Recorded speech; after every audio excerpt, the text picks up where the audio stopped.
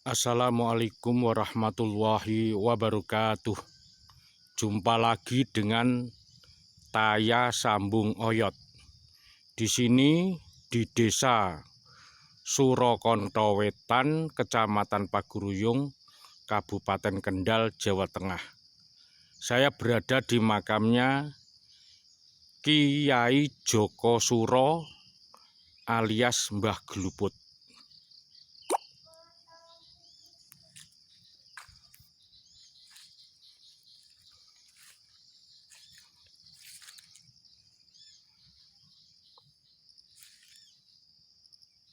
Ini sebuah makam kuno menurut saya, terbukti dengan pohon sembujanya yang sudah teramat tua dan bahkan sudah banyak yang menjadi fosil kayu.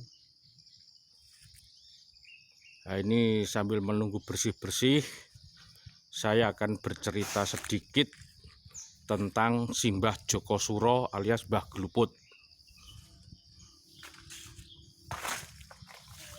Mbah Joko Suro adalah salah satu senopati Kanjeng Sultan Agung dari Mataram Islam.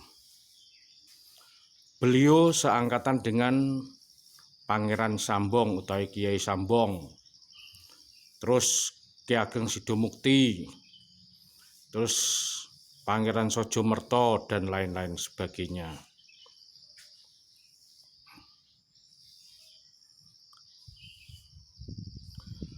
Beliau datang ke sini setelah pertempuran dengan VOC yang ada di Batavia. Pada umumnya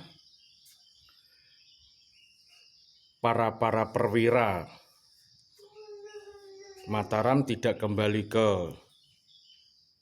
keraton, tapi mencari tempat dan membuka desa sekaligus syiar agama. Nah, kebetulan Simbah Kiai Joko Suro menemukan di sebuah lembah yang sekiranya sangat cocok untuk sebuah pertanian,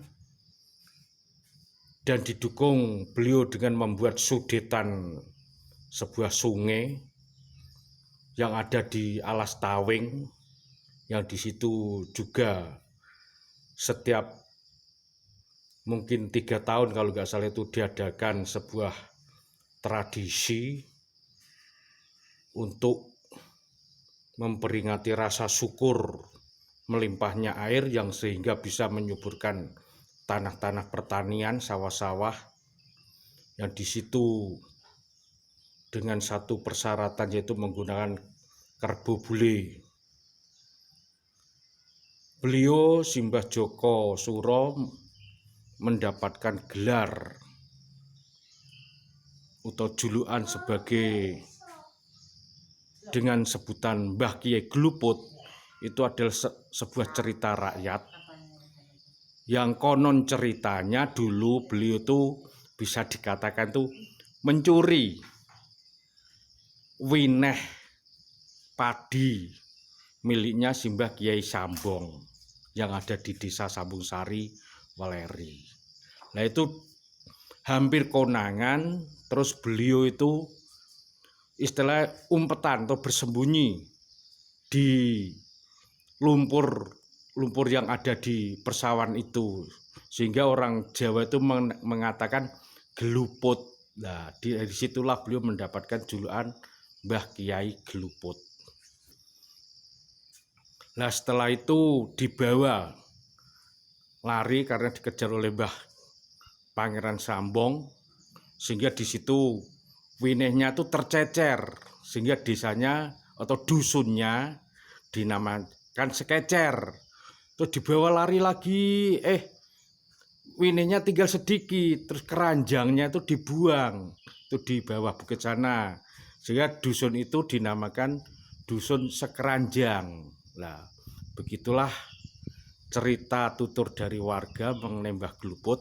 Yang jelas terlepas dari itu semua, beliau adalah seorang pejuang, juga seorang bangsawan, di sini beliau istilahnya di sini di makam-makam era Sultan Agung pada dasarnya itu secara umum itu tidak menggunakan nisan yang berjirat atau yang bercorak. Tidak, karena apa? Yang pertama alasannya bersembunyi dari kejaran VOC. Yang kedua, beliau sudah melepaskan semua atribut kebangsawanannya. Dia fokus yaitu membuat desa, membuat pemukiman, mensejahterakan warga sekaligus syiar agama. Nah, ini di sana sebenarnya itu ada sebuah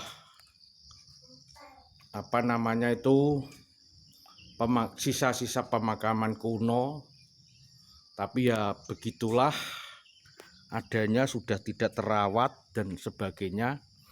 Yang jelas sih di sini yang bisa menunjukkan beliau Mbah Joko Suro itu eranya Sultan Agung, yaitu 1628 Masehi. Itu memang ada kaitannya dengan cerita tutur yang sebagian besar ada di wilayah Weleri yang dulunya itu berpusat di Paseban Kemangi. Dan sekaligus nama-nama dusun yang ada di sekitar desa sini. Nah, ini sisa-sisa dari pemakaman kuno, batu-batu yang sangat besar. Nah, ini entah ini peninggalan apa, saya tidak tahu. Ini sangat tua, saya kira ini kemungkinan menurut saya, perkiraan saya ya sisa-sisa candi atau gimana, ini batu-batu besar seperti ini. Kalau pemakamannya secara umum di sini tidak bisa menunjukkan makam tua, tapi dari pohon-pohonnya semboja terutama itu memang teramat tua. Nah, ini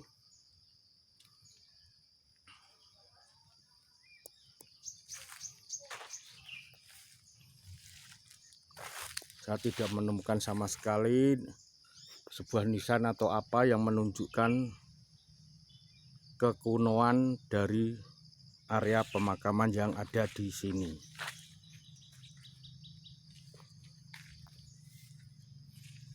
Sangat sulit mencari, memang ini sudah menjadi tradisi.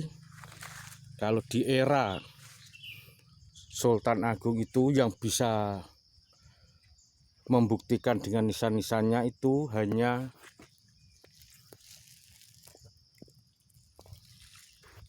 ada di Gunung Jabal Kuntul Melayang dan Gunung Protomulyo yang ada di Kaliwungu, Kendal, Jawa Tengah. Karena di situ merupakan sebuah tokoh-tokoh besar dan bisa dikatakan dulunya itu memang Kaliwungu itu sebuah kadipaten sebelum ada Kadipaten Kendal.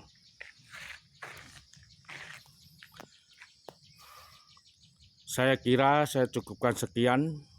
Semoga tayangan ini bisa menggugah hati nurani kita tentang kebanggaan kita kepada para leluhur kita, para pendiri bangsa, sehingga bisa menumbuh kembangkan rasa cinta tanah air kita terhadap bangsa dan negara Indonesia. Semoga negara kita Indonesia selalu merdeka dengan kekal dan abadi, sejahtera, aman, dan sentosa. Saya Taya Sambung Oyot mengucapkan ihdinas sirotol mustaqim. Wassalamualaikum warahmatullahi wabarakatuh.